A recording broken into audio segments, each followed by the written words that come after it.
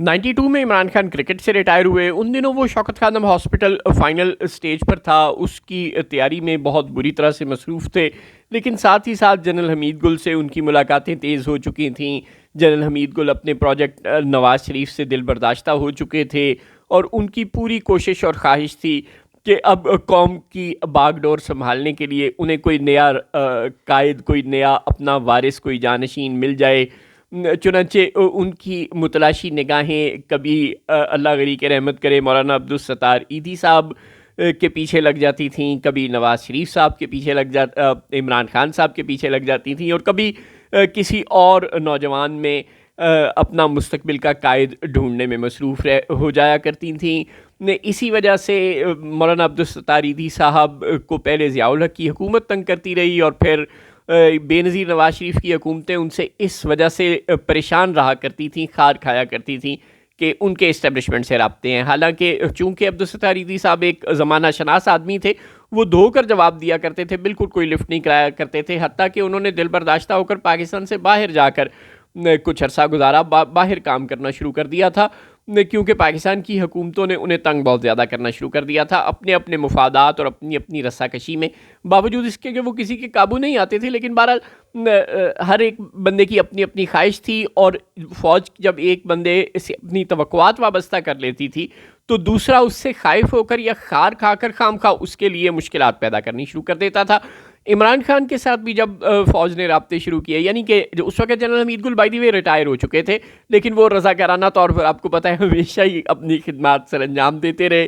Retirement کے بہت بعد بھی وہ افغانستان میں بھی اپنا ٹانگ اڑاتے رہے. خیر, تو اللہ ان کو بھی غریق رحمت کرے. بہرحال نواز شریف نے اور بے نظیر نے, کسی نے عمران خان کو پی سی بی کا چیئرمین بننے کی آفر کرنی شروع کر دی, اور کسی نے عمران خان کو وزیر کھیل بننے کی پیشکش شروع کر دی, کسی نے وزیر امور نوجوانان بننے کی پیشکش شروع کر دی. لیکن ظاہر ہے عمران خان کے ڈیزائنز بڑے تھے, وہ پی سی بی چیئرمین اور وزیر کھیل اور وزیر امور نوجوانان سے بڑے لیول کا سوچ رہے تھے.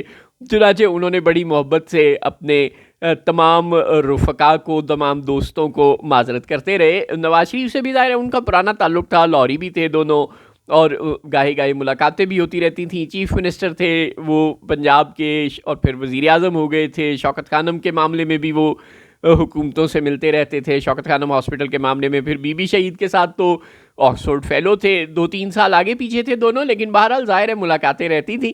چنانچہ دونوں کو وہ بڑی شائستگی سے جواب دیتے رہے. لیکن جب عمران خان سیاست میں آ گئے تو بڑا تعصف کا اظہار کیا, خاص طور پر نواز شریف نے. بی بی نے تو شاید اتنا کبھی نہیں انہیں بادر کیا. بی بی ذرا اپنی پھوپھا میں رہا کرتی تھی, اللہ ان کو غریق رحمت کرے.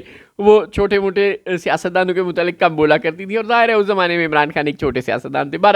تو نواز شریف کہا کرتے تھے, افسوس کا اظہار کیا کرتے تھے کہ دیکھیں یہ سیاست میں آ گیا ہے, سیاست ہے تو اس کا کوئی کام نہیں, کھیل اسے کرکٹ اسے آتی تھی, اور ہم نے اسے آفر کی تھی کہ یہ پی سی بی کا چیئرمین بن جائے, اور ملک کو کرکٹ کے لیے اس کی ضرورت ہے.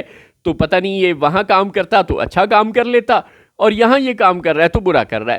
آج محسن نقوی صاحب جو کہ پتہ نہیں جرنلسٹ ہیں یا پتہ نہیں سیاستدان ہیں یا پتہ نہیں پی سی بی چیئرمین ہیں, ان کے متعلق پتہ نہیں میاں نواز شریف کی کیا رائے ہے. کبھی انہوں نے محسن نقوی صاحب کے متعلق اپنے عظیم خیالات سے قوم کو روشناس نہیں کیا کہ اگر عمران خان کو کرکٹ کی سمجھ تھی اور وہ عمران خان کو پی سی بی کا چیئرمین یا وزیر کھیل لگانا چاہتے تھے, تو پھر محسن نقوی کو وہ کیا لگانا چاہتے ہیں. ساؤتھ افریقہ کی ٹیم اور پاکستان ٹیم کے ساتھ محسن نقوی کے ساتھ جو رات کو عشائیہ دیا ہے میاں شہباز شریف نے کرکٹ ٹیم کو, اور ظاہر ہے وہ محسن نقوی کی کارکردگی سے خوش ہوں گے نا, وہ بہت شکریہ ادا کر رہے ہوں گے کہ قومی ٹیم ایک ٹیسٹ میچ ہار گئی, جو ہم دعوے کر رہے تھے کہ ہم وائٹ واش کر دیں گے اور ٹیسٹ چیمپئن شپ جیت لیں گے, وہ ہمارے دعوے دھرے کے دھرے رہ گئے. اور یہ کہ اب جو آئندہ آنے والی T20 سیریز ہے اس میں بھی ہمارا حال کیا ہوگا ساؤتھ افریقہ کے ساتھ, اللہ ہی خیر کرے. اور اس سے پہلے جو ہم انڈیا کے ساتھ اپنا برا حال کروا کے آئے ہیں, دبئی جا کر بے عزتی کروا کے آئے ہیں ایشیا کپ میں, ظاہر ہے اس کا بھی تو خراج عقیدت پیش کرنا ہوگا نا محسن نقوی صاحب کو کہ آپ بہت اچھا پرفارم کر رہے ہیں. تو جو آپ کا کرائٹیریا تھا کہ یہ شخص کو یہ کام آتا ہے تو یہی کر لے تو ٹھیک ہے, عمران خان کو تو آپ کہتے تھے کہ سیاست میں آ کے تو نے بیڑا غرق کر دیا اور تو کرکٹر ہی رہتا تو ٹھیک تھا اور پی سی بی کا چیئرمین بن جاتا. تو اب نقوی صاحب کو آپ نے جو پی سی بی کا چیئرمین بنایا ہوا ہے, اور صبح دوپہر شام ہماری جو خواتین کی ٹیم تھی وہ بھی ماشاءاللہ ایک میچ نہ جیت سکی. یعنی آپ نے ورلڈ کپ کھیلنے بھیجا ایک ٹیم کو اور وہ ایک میچ نہ کھیل سکی. میرا خیال ہے اتنی بری پرفارمنس شاید ویمن ٹیم کی بھی کبھی نہ رہی ہو. کوئی ایک آدھا میچ تو بیچاری کبھی نہ کبھی جیتی آتی تھی. لیکن اب وہ کہتی ہیں کہ وہ مچھر بہت آ گئے تھے کولمبو میں. ہے کو بات کرنے والی. اب پروفیشنل پلیئرز ہیں کیا ہے. کبھی کہتی ہیں بارش ہو گئی ورنہ ہم جیت ہی جاتے, حد ہو گئی. بلکہ وہ روتی ہیں, باقاعدہ شکوہ کرتی ہیں, کہتی ہیں عالمی سازش ہے ہمارے خلاف. جی ہاں, وہ کہتی ہیں کہ جس دن ہم جیتنے لگتے تھے اس دن بارش ہو جاتی تھی اور جس دن ہم ہار رہے ہوتے تھے اس دن بارش نہیں ہوتی تھی. Very sad. چنانچہ وہ عالمی سازش کے جو مچھروں اور بارش نے مل کے ان کے خلاف کی تھی, اس کے نتیجے میں وہ بھی ٹائم سے گھر آ گئی ہیں اللہ کے فضل سے, بالکل 0 میچ جیت کر ورلڈ کپ سے. اور مردوں کی ٹیم بھی الحمدللہ انڈیا سے بار بار ہار کر 2 میچ بہت بری طرح سے ہار کر ادھر سے پہلے ایشیا کپ سے چیمپئنز ایشیا کپ سے باہر آئی, اور اب ساؤتھ افریقہ سے بھی جو ہم دعوے کر رہے تھے کہ ہم دونوں ٹیسٹ جیت لیں گے, ہوم گراؤنڈ پر یہ کم ہوا کرتا تھا کہ پاکستان اتنا بے عزت ہو کہ 100 رنز بھی نہ کر سکے اور پوری کی پوری پاکستان ٹیم کو آؤٹ کر دے. ساؤتھ افریقہ 8 وکٹوں پہ غضب خدا کا انہوں نے وہ میچ جیت لیا. ان کے اوپنرز نے یا 1-2 کھلاڑیوں کے آؤٹ ہونے پہ انہوں نے پورے کا پورا ہمارا اپنی ہوم گراؤنڈ پہ اپنی پچ پہ بنائے ہوئے رنز کو پورا کر لیا. یعنی آپ اندازہ لگائیں کہ ہم اب ہوم گراؤنڈ پہ ہوم پچز پہ بھی ہمارا یہ حال ہو گیا ہے, جو کہ پاکستانی پلیئرز ماضی میں مشہور تھے کہ جی اپنے گھر کی پچوں پہ چل جاتے ہیں, انڈیا میں پچوں پر چل جاتے ہیں, دبئی میں پچوں پر چل جاتے ہیں, اور جب انگلینڈ جاتے ہیں یا آسٹریلیا جاتے ہیں تو ہار جاتے ہیں.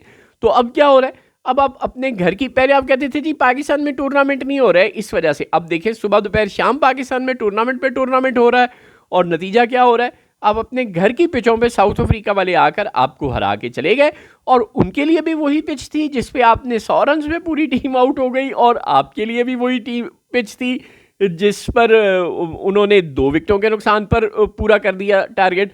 تو حالات بہت پتلے ہیں, اسی لیے یقیناً شاباش دینے کے لیے, سراہنے کے لیے, مدح سرائی کرنے کے لیے, عظمت کو سلام پیش کرنے کے لیے, کرکٹ کے لیے خدمات کو سلام پیش کرنے کے لیے یقیناً شہباز شریف صاحب نے رات وہ ڈنر کا اہتمام کیا ہوگا. ظاہر ہے وہ ایک بڑے مدبر سیاستدان ہیں, بڑے دانا آدمی ہیں, بڑے ہی جہاں دیدہ انسان ہیں, بڑے ہی نیک دل انسان ہیں, بڑے عظیم انسان ہیں میاں شہباز شریف صاحب, بڑے بہترین گورننس کے ماہر ہیں. انہوں نے بھانپ کر کے یہ ایک رجل رشید ہمیں مل گیا ہے جو پاکستان کی کرکٹ کو عنقریب چاند پر پہنچا دے گا. ان کی صلاحیتوں سے متاثر ہو کر, ان کی قابلیت سے متاثر ہو کر محسن نقوی صاحب کی کرکٹ کے لیے ان کی خدمات سے متاثر ہو کر یقیناً عشائیہ دیا ہوگا کل. ظاہر ہے آپ ساؤتھ افریقہ کی کرکٹ ٹیم کو تو عشائیہ دیں تو بات سمجھ میں آتی ہے, لیکن یہ محسن نقوی اور پاکستان کرکٹ ٹیم کو آپ کس چیز کا عشائیہ دے رہے ہیں, یہ ہم جیسے جاہلوں کو تو سمجھ نہیں آ سکی. لیکن ظاہر ہے شہباز شریف صاحب نے اصل میں تو اوپر والوں کو خوش کرنا تھا کہ دیکھو چونکہ تمہارا بندہ ہے محسن نقوی, اس لیے چاہے پوری پاکستان کیا پوری دنیا سے ہماری کرکٹ ٹیم ہارتی چلی جائے, زمبابوے سے حتیٰ کہ عمان سے بھی ہار جائے, تو بھی محسن نقوی بہت عظیم قائد ہے. اور آپ نے اس کا یقیناً شکریہ ادا کرنے کے لیے بلایا ہوگا کہ تم نے ہمیں ٹورنامنٹ پہ ٹورنامنٹ ہروا رہے ہو, جیتے رہو, بھاگ لگے رہے, مولا خوش رکھے.